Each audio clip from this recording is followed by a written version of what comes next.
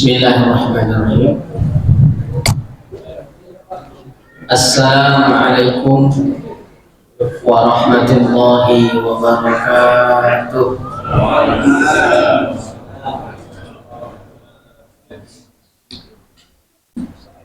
Alhamdulillahi rabbil alamin wa bihi nasta'in ala umuri dunya waddin. Wassalatu wassalamu ala ashrafil anbiya'i wal mursalin sayyidina wa maulana Muhammadin sallallahu alaihi wasallam wa ala alihi wa sahbihi ajma'in wa man tabi'ahum bi ihsanin ila yaumiddin. Qala Allah ta'ala ya ayyuhalladzina amanu taqullaha haqqa tuqatih wa la tamutunna illa wa antum muslimun. Ya ayyuhalladzina amanu taqullaha wa qulu qawlan sadida yuslih lakum a'malakum wa yaghfir lakum dhunubakum wa man yuti'illaha wa rasulahu faqad faza fawzan 'azima. Amma ba'du. Allahumma inna nas'aluka ilman nafi'an wa rizqan thayyiban wa 'amalan mutaqabbalan. Para hadirin, bapak-bapak, ibu-ibu, ketua DKM beserta jajarannya, para pemuda, para pemudi, jombloan dan jomblowati, hadirin yang tidak bisa saya sebutkan satu persatu, insya Allah tidak mengurangi rasa hormat saya kepada warga yang ada di sini. Mudah-mudahan semua yang hadir di sini mendapatkan ampunan dari Allah Subhanahu wa Ta'ala. Alhamdulillah, alhamdulillah, puji dan syukur kita haturkan, kita panjatkan, kita ucapkan kepada Allah Azza wa Jalla pada kesempatan malam hari ini pada sholat maghrib menjelang isya, kita bersama-sama duduk untuk mengkaji satu kitab fenomenal. Kitab ini berisi tentang adab wal akhlak, panduan seorang muslim. Kitab ini ditulis oleh ulama, masya Allah, atau jazakallah khair.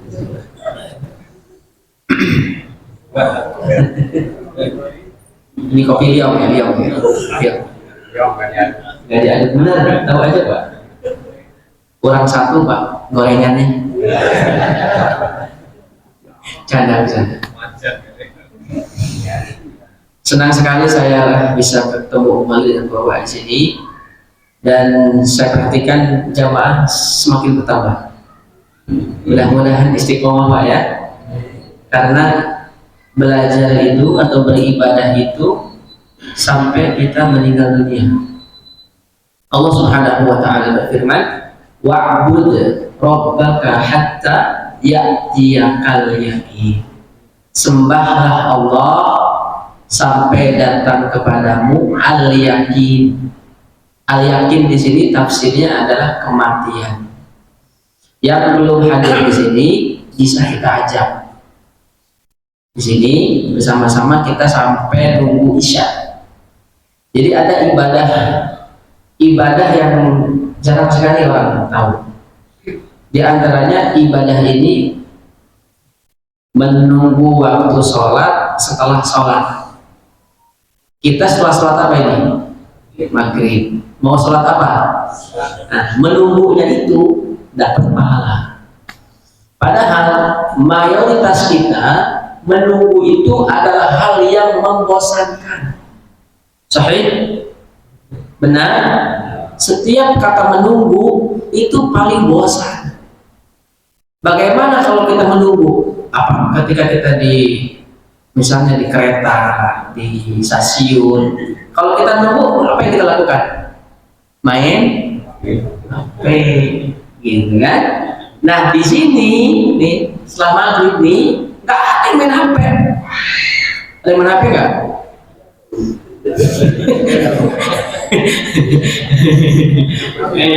Punten nih, yang main HP punten nih, yang nggak nyinggung maksudnya. Kita sama-sama sedang menyimak kalamullah dan hadis-hadis Nabi, sehingga jadi ibadahnya kita, menunggunya kita jadi ibadah. Kenapa? Karena menunggu sholat setelah sholat. Di antaranya kata Nabi, intadirus sholat ba'da sholat, menunggu sholat setelah sholat. Menunggunya itu jadi ibadah. Selain menunggu seperti ini, bukan ibadah. Misalnya nunggu apa? Antrian bensin. Apa yang kita pikirkan? Ngedumel. Panjang amat nih. Kalau mau jadi ibadah, bagaimana caranya, Pak? Supaya menunggunya jadi ibadah, bagaimana? Setiap kita menunggu, jangan lupa sambil menunggu sambil zikir. Jadi ibadah, betul? Ya, bagaimana menunggu? Ya, menunggu biar jadi ibadah, ya kita zikir kepada Allah Subhanahu wa Ta'ala. Termasuk kita malam hari ini menunggu. Menunggu siapa? Menunggu waktu sholat. Jadi Bapak Ibu, kalau waktu sholat itu sudah dekat, hati harusnya apa? Berbunga-bunga. Kenapa? Hayya 'alas shalah, hayya 'alal falah. Diajak oleh Allah untuk mendapatkan kemenangan. Harusnya kalau orang diajak mendapatkan kemenangan, bahagia atau sedih? Bahagia. Tapi banyak di antara kita yang mau diajak kemenangan nolak, bahkan acuh tak acuh, cuek. Apalagi kalau sholat isya dan subuh. Ya, isya lewat. Kenapa? Indonesia versus Arab Saudi. Subuhnya lewat, aduh, antuk gitu ya. Padahal isya dan subuh itu, orang menjalankan sholat isya dan subuh terhindar dari sifat nifaq. Apa sifat nifaq? Sifat munafik. Kata Nabi, ma athqala salatan 'alal munafik salatul isya wa salatus subuh. Tidak ada salat yang paling berat yang dilakukan oleh orang munafik dua. Pertama salat isya, yang kedua salat subuh. Kalau kita nggak salat isya berjamaah, nggak subuh berjamaah, hati-hati terjangkit virus munafik. Termasuk ibu-ibu, kalau mau sholat silakan, jangan dilarang kalau Pak ya. Tapi lebih utama bagi ibu-ibu sholatnya di mana? Di rumah. Semakin tertutup tempat sholat perempuan, semakin afdol. Dan semakin belakang sholat perempuan, semakin afdol. Tapi bagi laki-laki, semakin paling depan sholat laki-laki, semakin afdol, semakin benar. Yang jadi catatan adalah bagi perempuan yang masjid, ya nggak boleh pakai apa? Minyak wangi. Apalagi nggak boleh bersolek, berdandan. Kenapa Pak? Jadi fitnah bagi kaum Adam. Apalagi tidak menggunakan mukena yang berwarna-warni pelangi, hijau, kuning, kelabu. Nah, kalau ada yang warna hitam, ibu-ibu ya, lebih adem kelihatannya. Perempuan kalau pakai baju hitam tertutup lebih cantik dan anggun. Nah, gitu ya. Tapi ingat, cantiknya seorang istri hanya diberikan kepada suami. Jangan dikasih tukang ojek. Di kita kan begitu ya. Mau undangan dandan mana tukang ojek, sisanya suami. Allahu Akbar.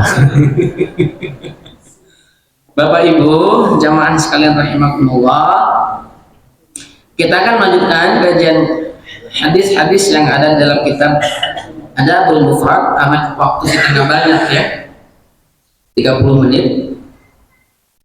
Berikutnya adalah hadis selanjutnya tentang ar-rijal ar-rijal, mana ar-rijal? Laki-laki. Ar-rijal qawwamuna 'alan nisa. Bagi laki-laki itu pemimpin dalam keluarganya. Jangan seperti dalam film. Ada namanya film itu judulnya Dunia Terbalik. Pernah nonton, Pak? Idoy, Aceng, Sakung, Dadang ya. Itu nama-namanya dihafal doang ya kan. Itu dunia terbalik, si laki-lakinya yang dipimpin, ibu-ibunya nyari duit ke Hong Kong, TKW namanya Pak. Harusnya bagaimana? Ar-rijal qawwamuna 'alan nisa.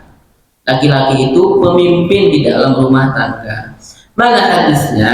An Abi Umar, an Ibni Umar, dari sahabat mulia Abdullah ibnu Umar. Qala, ia berkata, qala Nabi sallallahu alaihi wasallam, kullukum ra'in. Nabi bersabda, kullukum ra'in, bahwa setiap antum, setiap kalian adalah ra'in. Ra'in itu artinya pemimpin. Jadi setiap kalian, setiap kita itu adalah pemimpin.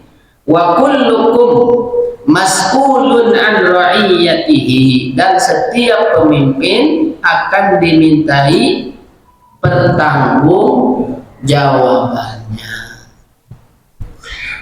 Seorang suami, nah di sini dikatakan fal amiru ra'in wa huwa mas'ulun. Kepala negara adalah pemimpin dan ia akan ditanya tentang kepemimpinannya. 5 tahun, 10 tahun, 3 periode gitu ya. Wal rajulu ra'in ala ahli wa huwa mas'ulun, dan seorang laki-laki, setiap laki-laki adalah pemimpin atas keluarganya. Seorang suami itu pemimpin bagi istrinya. Dosa istri ditanggung oleh suami. Dosa suami tidak ditanggung oleh istri. Istri nggak pakai jilbab, yang dosa siapa? Suami itu. Senang banget ya ibu-ibu ya. Istri nggak sholat, yang kena dosa suami. Berat jadi suami itu, Pak. Itu baru 1 istri. Kalau 2, kalau 3, 4, aduh, jangan coba-coba enggak.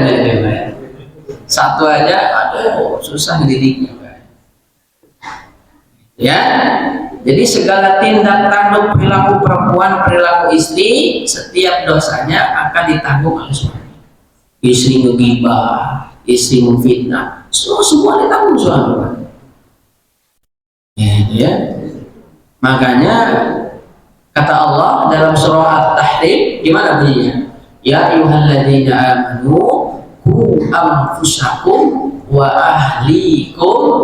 Nah, wahai orang-orang beriman, laki-laki di sini nih, jagalah dirimu dan keluargamu dari siksa api neraka.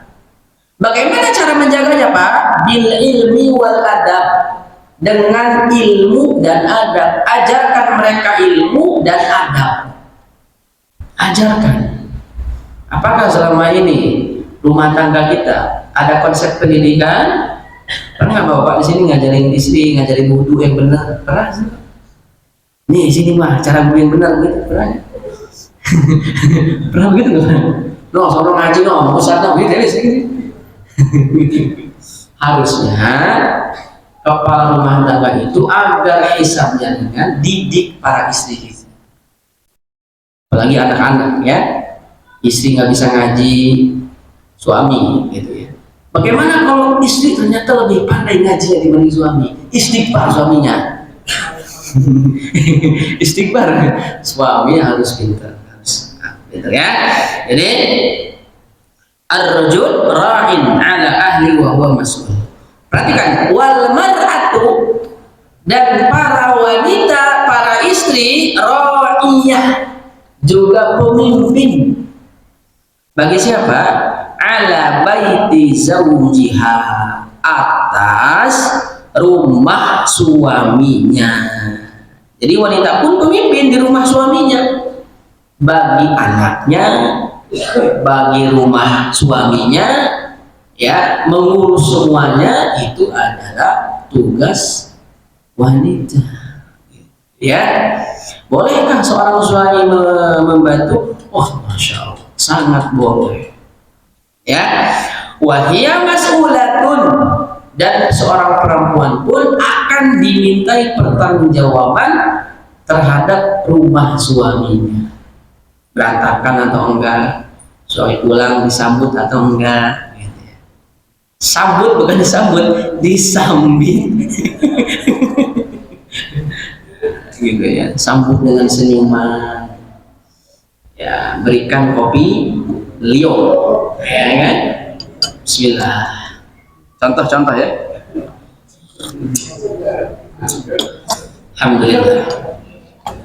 Nah, kalau berangkat suami kerja, titi DJ. Titi DJ atau titi DJ? Hati-hati di jalan. Doakan suami. Bagaimana anak ketika suami tidak ada, dan seterusnya. Ini semua akan dihisab untuk para wanita. Ala, ketahuilah, wa kullukum ra'in, setiap antum adalah pemimpin. Minimal kita mimpin diri kita. Mimpin diri maksudnya bagaimana? Memimpin mata supaya tidak jelalatan, ya. Memimpin telinga supaya tidak mendengar perkataan ucapan yang buruk. Memimpin kaki supaya kaki tidak berjalan ke tempat maksiat. Memimpin lidah, mulut, lisan supaya lisan kita dijaga, dan seluruhnya. Memimpin hati agar hati tidak punya sifat iri, dengki, hasad, takabur, sombong, angkuh. Ya, minimal memimpin diri. RT akan diminta pertanggungjawabannya terhadap warganya, gitu ya. Soalnya ada maksiat, ada minum, ada judi, ada ini. RT ditanya di akhirat. DKM, ketua DKM, siapa ketua DKM di sini? Oh, Bapak ya, akan dihisab. Bagaimana kepemimpinan di DKM? Apalagi presiden. Masya Allah, banyak rakyat yang sengsara, banyak pendidikan yang putus, kesehatan yang susah, ya, main keracunan dan lain-lain. Itu dihisab jemaah sekalian. Pokoknya dari Sabang sampai Merauke aja, rakyat Indonesia ini nanti akan nuntut presiden di akhirat itu. Makanya berat jadi pemimpin jamaah sekalian.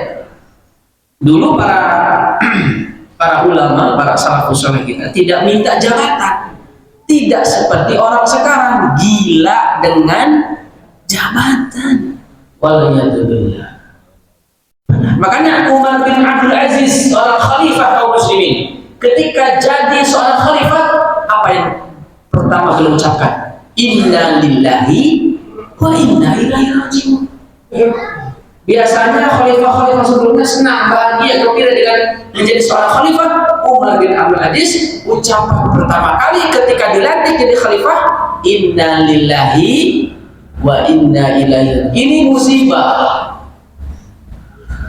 Berat jadi pemimpin, ya. Ini hadis yang pertama, seorang laki-laki adalah pemimpin. Jadi jangan dibalik.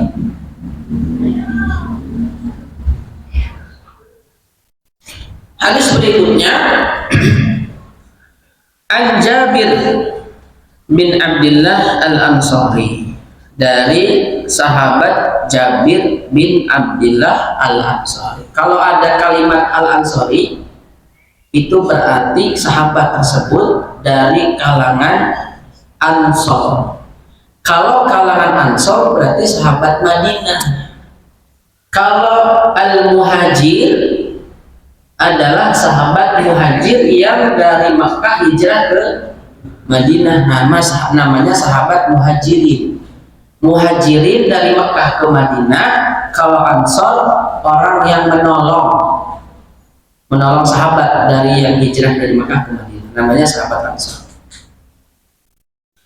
Dari sahabat Jabir bin Abdullah Al-Ansari, beliau berkata, qala Nabiyyu sallallahu alaihi wasallam, Nabi bersabda, man suni'a ilaihi ma'rufan, barang siapa yang mendapatkan kebaikan dari orang lain, falyujzihu, maka hendaklah dia membalas. Jadi kalau kita mendapatkan kebaikan dari orang lain, kita harus membalasnya. Tetangga kita ngasih pete, kita ngasih jengkol, gitu. Ya enggak? Tetangga ngasih martabak, isi pisang tanduk. Kalau ada apa tuh sekarang, kalau ada pisang tanduk, oh mantap. Lawannya kopi, ya kan? Mantap. Kalau nggak ada gimana? Diadain. Bercanda Pak ya. Dan nggak ngantuk gajinya. Gitu ya. Jadi kalau orang membalas kebaikan, memberikan sesuatu kepada kita, kita balas. Ya. Makanya kata Nabi, tahabu, salinglah kalian memberi hadiah, maka akan timbul cinta. Jadi kalau kita sering saling memberi dengan teman, dengan istri, dengan suami, dengan tetangga, maka akan timbul cinta. Ya, suami sering ngasih hadiah sama istri, pasti istri makin sayang. Dicoba, silakan dicoba. Gitu ya. Falyujzihu, dibalas. Fa in lam yajid ma yujzihu, kalau orang tersebut yang memberikan kita hadiah, kita belum bisa membalasnya, bagaimana caranya? Falyusnin alaihi, maka hendaknya kita memuji kebaikannya. Jadi kalau kita nggak mampu membalasnya dengan sesuatu yang semirip, yang serupa, minimal kita memujinya. Terima kasih banyak, hatur nuhun, matur suwun, apalagi thank you bro. Kalau bahasa Arabnya apa? Syukran, atau kita tambahkan doa jazakallahu khair. Kalau ke laki-laki jazakallah, kalau yang ngasihnya perempuan jazakillah. Domir kak dan ki, jangan dibalik, laki jazakillah, perempuan jazakallah. Gitu ya. Kalau itu masya Allah Pak Ahmad baik orangnya, sehat selalu, kayak gitu, akan puji. Kayak tadi saya kasih kopi beliau, terima kasih. Nah, itu bentuk pujian, gitu ya, dipuji. Fa innahu idza asna alaihi faqad syakarahu, karena orang yang memuji kebaikan orang lain itu tandanya dia bersyukur. Jadi kalau kita diberi sesuatu kemudian kita puji, kita itu termasuk orang yang tahu cara berterima kasih. Dikasih sesuatu kok meneng wae gitu, nanti kasih dia, makasih gitu. Terima kasih, ya, bentuk syukur. Wa in katamahu faqad kafara, orang yang cicing wae ketika diberi diam saja, tidak memuji, tidak membalasnya, dia orang yang kafarahu, kufur nikmat. Mau kufur nikmat? Jangan, gitu ya. Makanya kalau ada yang ngasih adab, ini kan bab adab ya, bab adab, kita puji kebaikannya, kita sanjung kebaikannya, kita puji Allah yang telah menggerakkan hatinya memberi kita. Tapi rezeki Allah itu lewat siapa? Lewat makhluk, lewat teman kita, saudara kita. Ya. Wa man tahalla bima lam yuqa faka'annama labisa sauba zurin. Barang siapa berhias, ini tuh perempuan, ibu-ibu kan ya. Wa man tahalla bima lam yuqa, orang yang seorang perempuan berhias dengan busana yang tidak diberikan oleh suaminya, faka'annama labisa thawba zurin, maka seolah-olah ia berbusana dengan setelan palsu. Maksudnya apa nih hadis ini?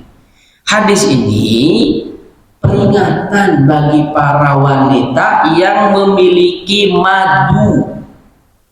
Tahu madu bagi para wanita?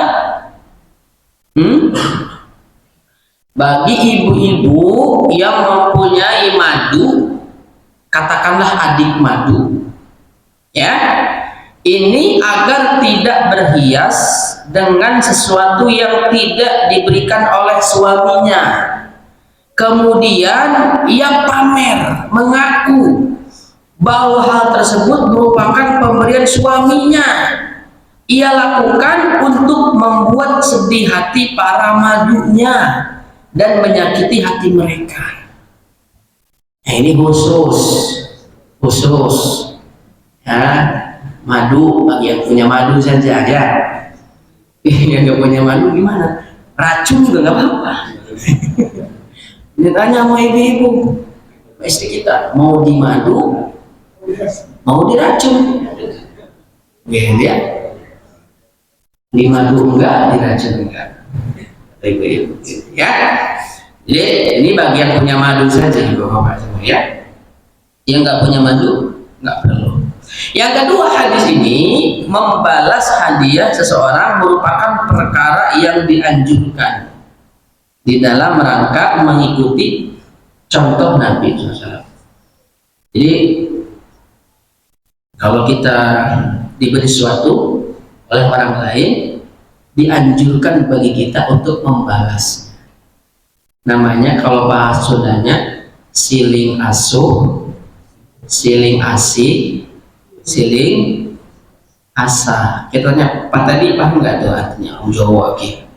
Siling asuh, siling asa, siling asih maksudnya apa Pak?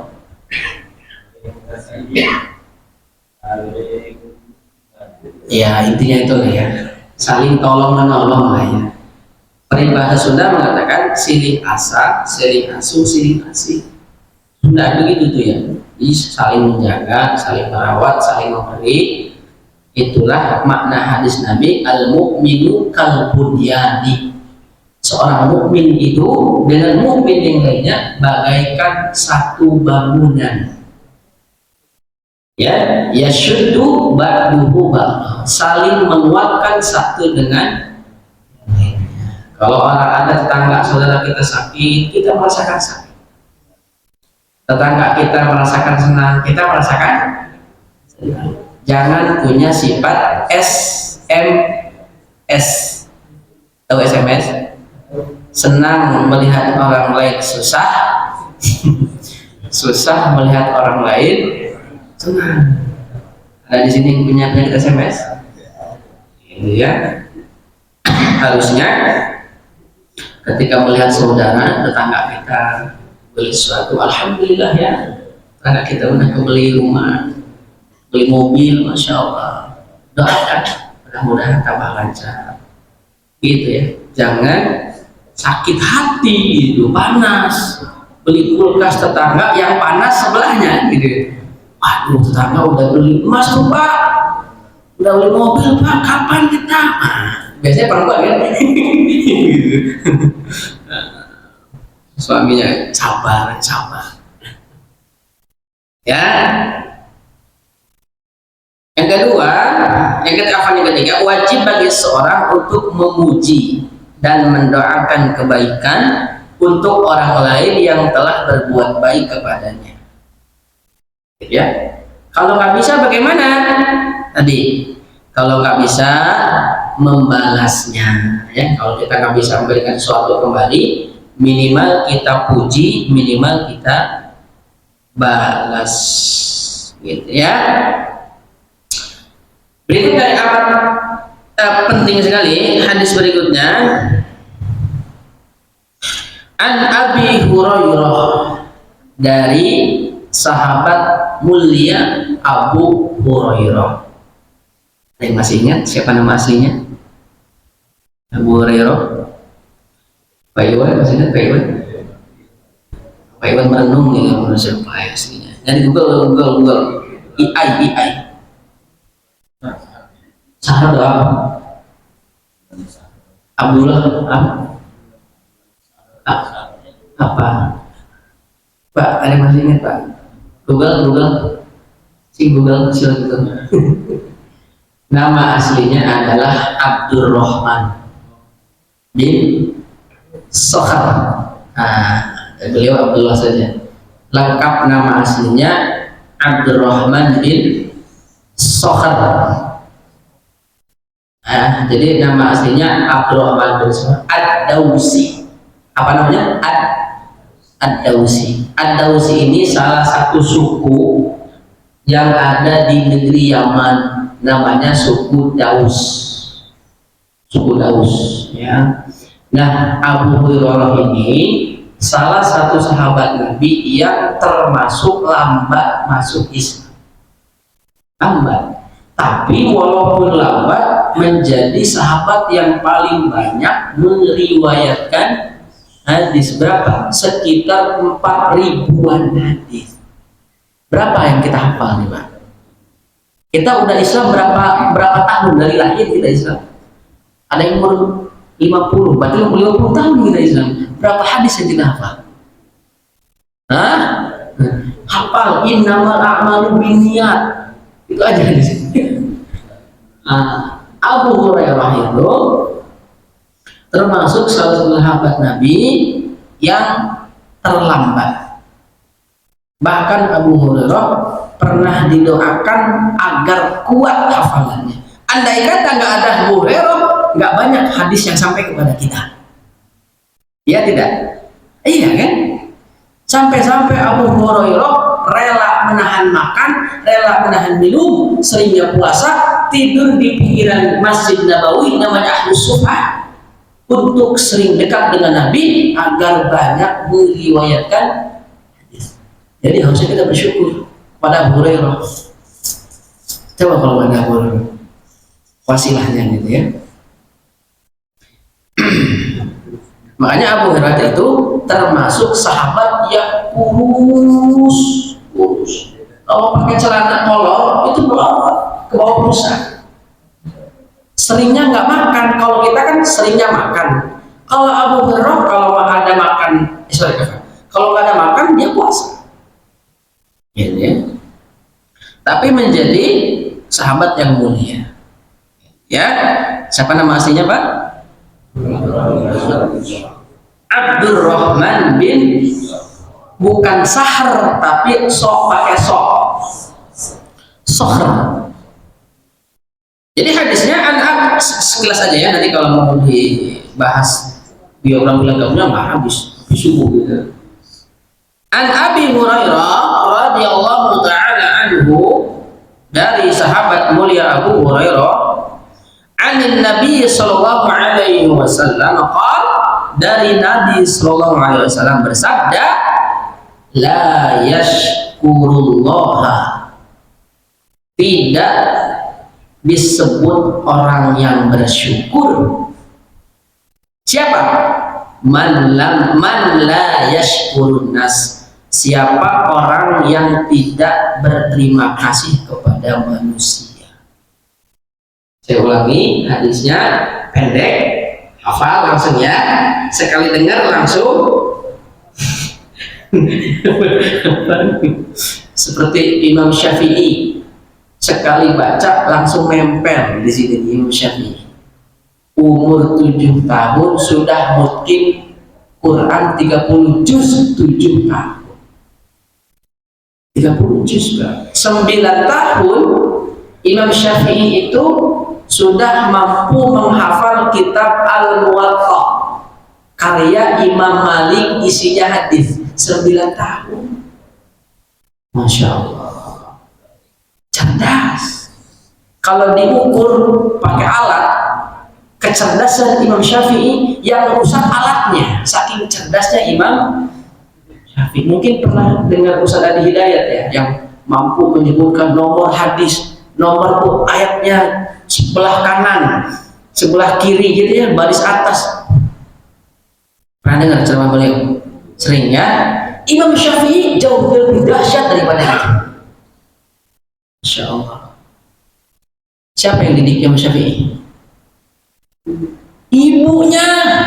Karena Imam Syafi'i dalam keadaan yatim. Inilah pentingnya peran seorang ibu. Walaupun sang anak tidak memiliki sang ayah, tapi Imam Syafi'i kecil tidak putus untuk belajar. Setiap pagi, setiap setelah subuh, ibunya menggendong Syafi'i kecil ke Darul Hadis Imam Malik untuk belajar sampai sholat duha. Digendong. Bayangin, Syafi'i digendong belajar, ibunya nungguin pas Syafi'i belajar ke Imam Malik. Bayangin, ibu setiap subuh. Ada yang begitu ibu di sini? Subuh repot. Ini. Maksud saya adalah, inilah kata sebuah ungkapan yang mengatakan al-ummu madrasatul ula. Ibu itu adalah pendidikan pertama bagi sang anak. Makanya sebelum memilih gini Pak ya. Jadi dalam proses menikah itu kan kita perlu mencari bebek, bobot, dan bibit, bebet, dan bobot. Karena nanti yang akan mengandung dan akan melahirkan anak kita harus seorang perempuan yang salihah, yang dekat kepada Allah, yang bertakwa kepada Allah, sehingga lahirlah anak yang cerdas seperti Syafi'i. Itu pentingnya memilih bebek, bobot, dan bibit. Jangan asal perempuan kita nikahin, pinggir jalan kamu nikah yuk. Lihat, kan kata Nabi, tunkahul mar'ah li arba'in. Nikahilah perempuan olehmu, wahai laki-laki, 4 kriteria. Yang pertama, li jamaliha, cantiknya. Berapa laki-laki begitu ya? Lihatnya dari cantiknya dulu, kalau nggak cantik lewat. Lewat aja, apalah cantik belum jadi ukuran kan. Cantik kan bisa muda, umur 30, 40, anak 1. Apakah cantik itu absolut? Enggak ya. Dia itu bahasanya itu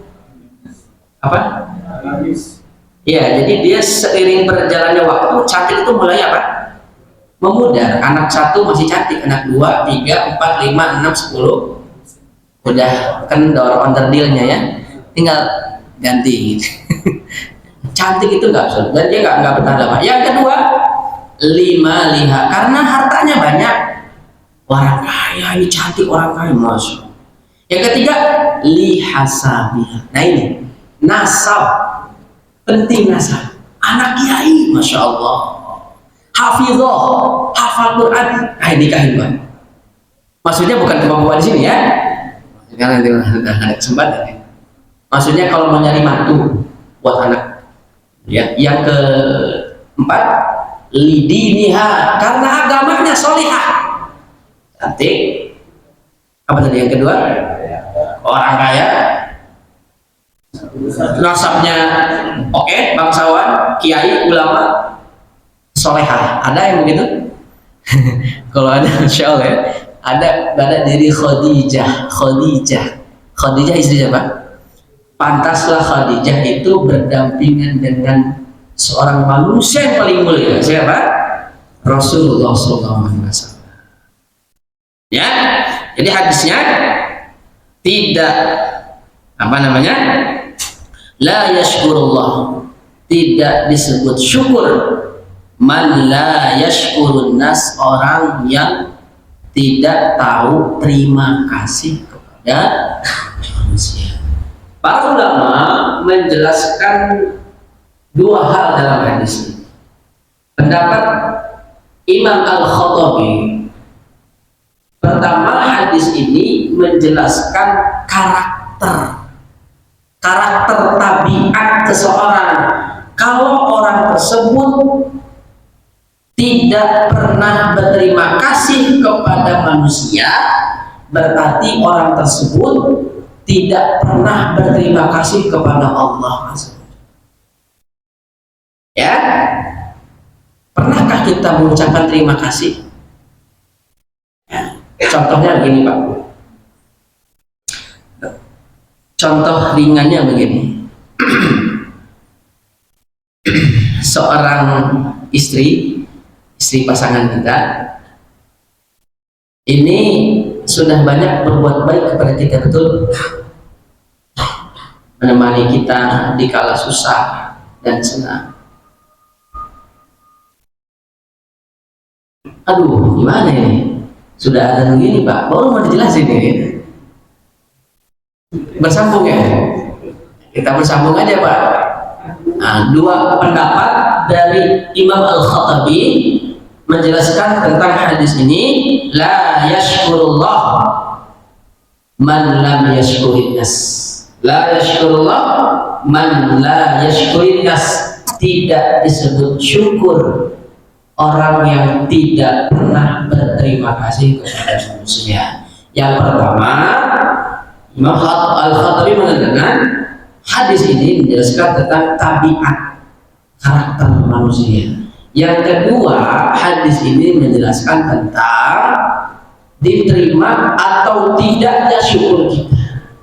Kalau kita sering berucap terima kasih kepada manusia atas nikmat yang telah diberikan, maka itu ciri unik. Bapak Ibu, benar kita nggak bisa lanjut? Lanjut aja. Nah, mungkin kita cukupkan sampai sini dulu.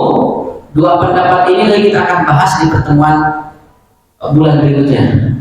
Ya, tentang hadis pendek, la yashkurullah man la yashkurun nas. Artinya apa?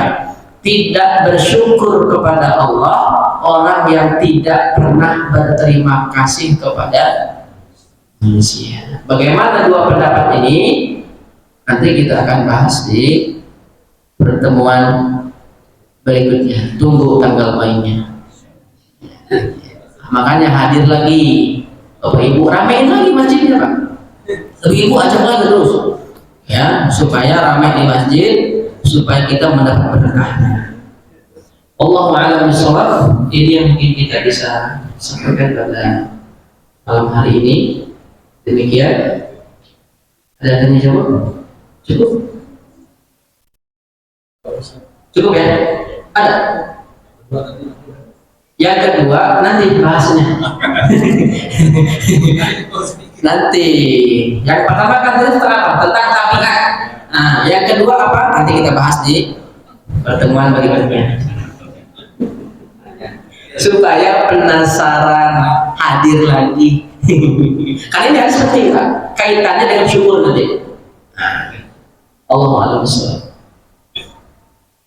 Bukan saya pelit Pak ya? Bukan, tapi emang supaya hadir lagi dari pengajian. Allahu a'lam. Cukup? Pak Heru? Pak Iwan gimana? Cukup? Kita tutup dengan hamdalah.